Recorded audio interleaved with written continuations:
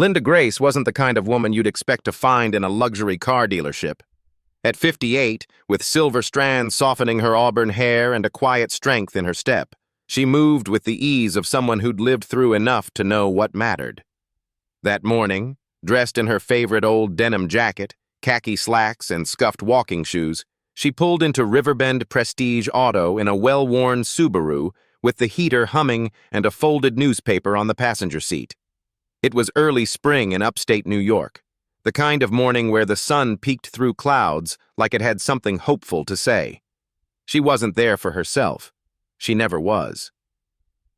The trip was for Tommy, her younger brother by 12 years, the one she'd half-raised after their mother passed and had recently beaten cancer after a brutal year of chemotherapy and surgeries. During those long hospital days, he'd talk often about one simple dream: driving along the coast in a sleek green coupe, windows down, music up, life finally feeling like a win. So Linda had saved. Month after month, quietly setting money aside from her pension, a few freelance tutoring jobs, and even some small inheritance she'd never touched, until today. When she stepped into the dealership, it smelled of polished leather and ambition. Salesmen in tailored suits hovered around glass desks, and soft jazz floated through the air like it belonged in a different world. Linda, with her canvas tote and warm smile, walked straight to the coupe in the corner, deep emerald paint gleaming like a forest at dusk. She pointed, and with a flick of his eyes and a curled lip, the sales manager, Craig Dalton, looked her up and down and said flatly, "Too modest for this line." 2 words: quiet, dismissive, and they hit harder than any shout ever could. Outside, the wind had picked up just a little, rustling the budding branches and tugging gently at the hem of Linda's jacket as she made her way back to her car. She wasn't angry, not visibly anyway, but there was a certain hollowness in her steps, a kind of quiet she wore like armor. She opened the door of her Subaru, placing her tote gently on the seat, her fingers pausing for a moment on the fabric as though grounding herself. Then she heard soft footsteps behind her, quick, uncertain, and turned. It was one of the younger sales associates from inside, a tall, lanky young man with earnest eyes and a clipboard still tucked under his arm like he'd forgotten it was there. "Ma'am," he said, voice low but clear, "I just wanted to say I'm sorry. That shouldn't have happened in there." Linda blinked, a little surprised, then gave him a small smile, not forced, but tired. "You didn't do anything wrong," she said, her voice still carrying that calm steadiness, like someone who'd weathered far worse than a cruel comment. The young man, Eli Patterson, as his name tag had read, shook his head. "Maybe not directly, but I stood there. I saw what happened. You deserved better." She studied him for a moment. He couldn't have been more than 24, probably still learning how the world worked. But she saw something in his eyes, remorse, sincerity, and perhaps the sting of realizing the place he worked for wasn't quite as shiny inside as it looked outside. "Keep that softness," she said finally, her voice gentle but firm. "Don't let this place take it from you. It'll serve you better than any title or tie ever will." Eli swallowed hard and nodded. "Yes, ma'am." With that, Linda offered one more kind smile, climbed into her car, and started the engine.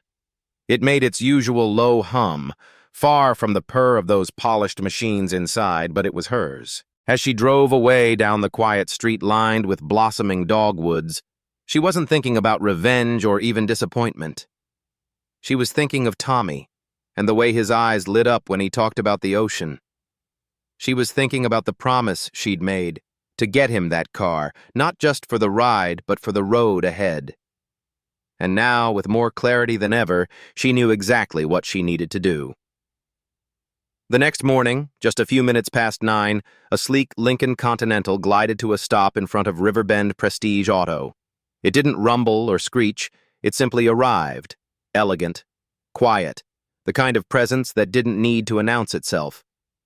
Inside the dealership, Craig Dalton was already on his second coffee, comfortably reclined behind his desk, chuckling over some comment he'd made earlier to a colleague about time wasters and looky-loos. He had no idea who was about to walk through the door. The glass entry opened with a soft chime, and in stepped a man with a calm authority that turned heads without trying. Tall, broad-shouldered, with a silver beard and a dark navy overcoat, Frank Grace looked like someone who didn't just buy cars. He could have owned the company. There were no logos on his clothing, no flashiness, just precision and quiet confidence. Behind him, Linda followed, still wearing her favorite denim jacket and walking with the same steady grace she always did. Frank's eyes scanned the room and landed squarely on Craig. "I'm looking for Craig Dalton," he said, his tone polite but unyielding. Craig stood, smoothing the front of his blazer. "That's me. Can I help you?" "Yes," Frank said, stepping forward and placing a small leather folder on the desk. "You met my wife yesterday. Her name is Linda Grace. She asked about an emerald green coupe. You looked her in the eye and told her she wasn't the right kind of person for it." Craig's expression faltered, a flicker of confusion, then recognition, then discomfort. Linda remained behind Frank, calm, observant. "I believe your words were, 'too modest for this line,'" Frank continued. "She didn't tell you who she was because she didn't need to. She came here not to prove anything, not to show off, but to buy a car for her brother, who just finished cancer treatment." Craig opened his mouth but found nothing to say. Then Linda stepped forward, her voice quiet but sharp as glass. "I didn't come back because of what you said. I came back in spite of it. Because Tommy deserves that car. Because I still believe in honoring promises." She turned to Eli, who had just stepped into the room from the back. "You saw me. That's why I'd like you to help me complete the sale. Full commission, no discount, no pity, just dignity." Eli, caught off guard, blinked, then nodded with conviction. "Yes, ma'am." And just like that, the entire room shifted. Not with noise or outrage, but with truth. Later that afternoon, a quiet storm began to brew, not from Linda or Frank, but from somewhere entirely unexpected. A 45-second video clip, grainy but clear, began circulating on social media. It showed Linda walking into Riverbend Prestige Auto, standing in front of the emerald green coupe, and being coolly dismissed by Craig Dalton with 2 cutting words. The clip didn't need music, commentary, or dramatic editing. The silence in the showroom after the remark spoke volumes. The video had been uploaded by a part-time intern named Melanie, who had witnessed the exchange from the far side of the room.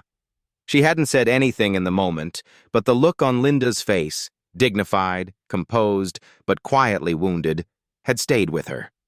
When she posted the clip, she added a simple caption. "She came in with grace. They sent her away with ego." Within 3 hours, the video had over 10,000 views. By nightfall, the dealership's online reviews began to reflect a growing tide of public disapproval. Comments flooded in, some angry, some disappointed, many sharing their own stories of being overlooked, dismissed, or judged based on appearances. The tone wasn't just about cars anymore. It was about something deeper. By the next morning, the dealership's general manager, Phil Barber, sat at his desk rubbing his temples, scrolling through the comments with a grim expression. He had a meeting scheduled with the regional directors in less than an hour, and he already knew what the conversation would be. He called Craig into his office without ceremony. Craig entered stiffly, carrying his usual confidence like a shield, but it wavered when he saw the expression on Phil's face.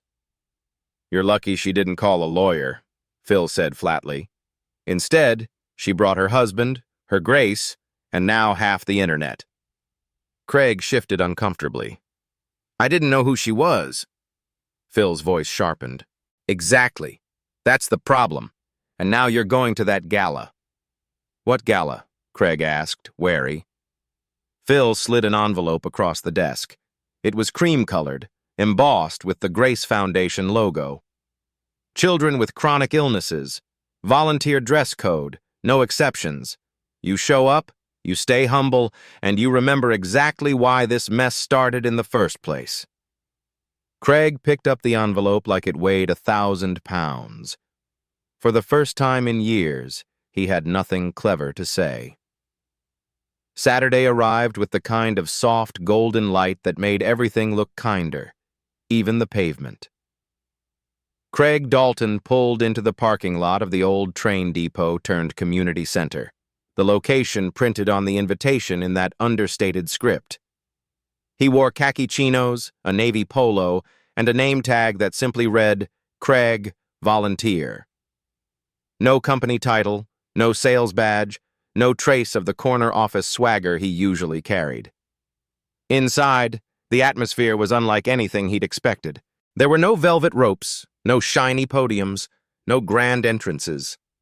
Just laughter, real and unfiltered, and the gentle hum of wheelchair wheels against hardwood floors. Tables lined the walls with handmade cookies and lemonade, and string lights crisscrossed the ceiling, giving the whole place the feel of a backyard family gathering rather than a high-profile gala. Craig stood still for a moment, taking it all in. Then, without thinking too much, he stepped forward and started helping. For the next couple of hours, he poured drinks, moved folding chairs, and guided guests to their seats. Nobody asked who he was, and nobody cared. They just smiled and thanked him, as if they knew only the version of him that was trying. At one point, a little boy named Andy tugged on his sleeve. He was no older than 8, with a buzz cut and a tiny oxygen tank rolling behind him. "Mister," Andy said, "are you the guy who told Miss Linda she didn't belong?" Craig froze, a lump rising in his throat. He crouched down to the boy's level and nodded. "Yeah, buddy," he said softly. "I was." Andy tilted his head thoughtfully, then said, "She told me people can change, if they want to." Craig gave a faint smile, his eyes wet. "She's right." Not far away, Linda stood near the stage, adjusting a microphone for a young girl in a pink dress and a prosthetic leg. She didn't direct or command, she simply helped, quietly, steadily, the way she always had. Later that evening, she took the stage to offer a few words of thanks.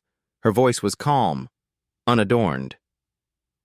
"Last week, I was told I wasn't the right kind of person to walk into a showroom," she said, her eyes scanning the room. "But tonight I stand in a room full of the right kind of people, those who lead with kindness." The crowd applauded, but Craig didn't clap. He just stood there, humbled, quietly changed. 3 days after the gala, the air around Riverbend Prestige Auto had shifted. It wasn't something you could see outright, but those who worked there felt it. The tension, the unease, the quiet glances exchanged when someone mentioned the name Grace.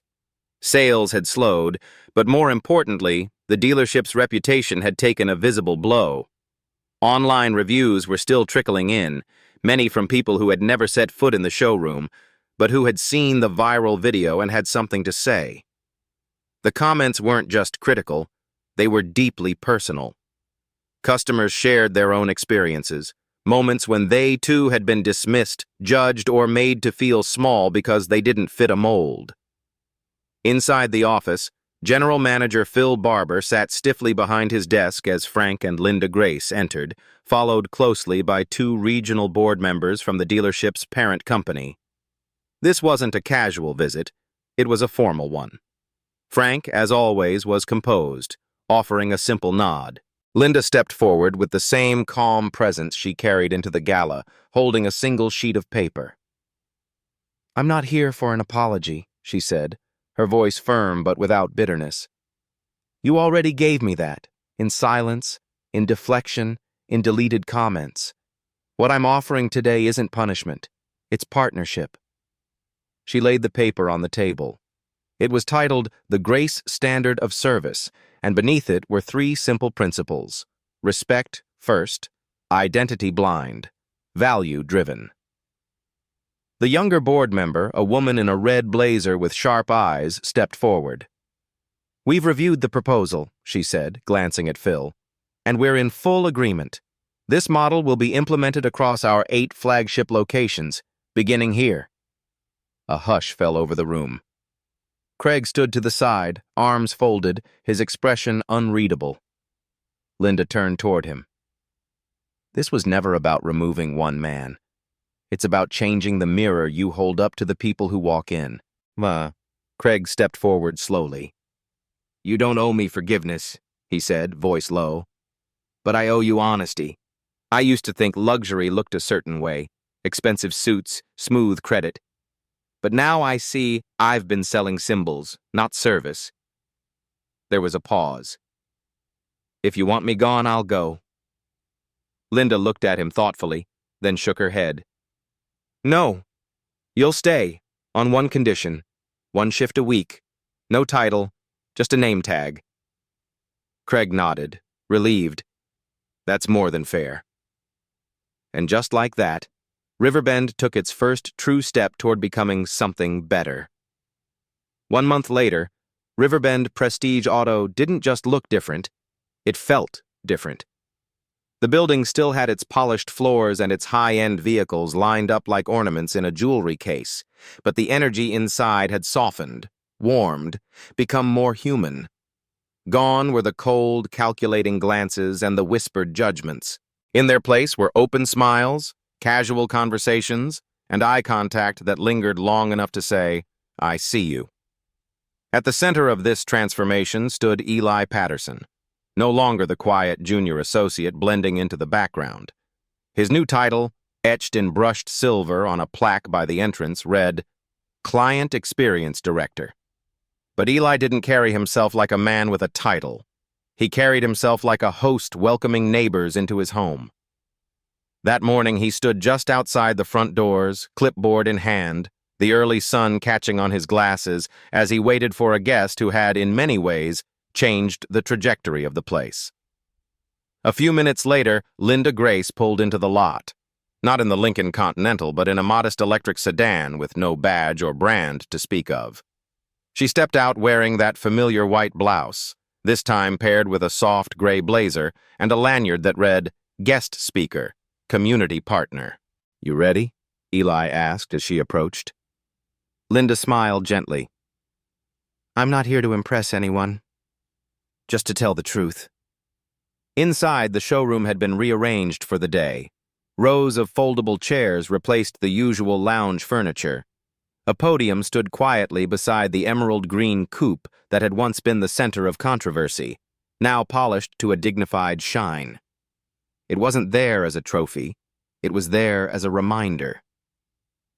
Linda took the stage without fanfare. Her voice was steady, her words simple. When I came here 2 months ago, she began, I was told I didn't belong, that I didn't look like someone meant for this space. But I wasn't angry. I was disappointed, because we've confused wealth with worth, polish with value. A thoughtful silence filled the room. I didn't return for revenge, she continued. I came back to help build something better. A place where no one has to prove they deserve kindness. The applause that followed wasn't loud, but it was honest, and that was enough.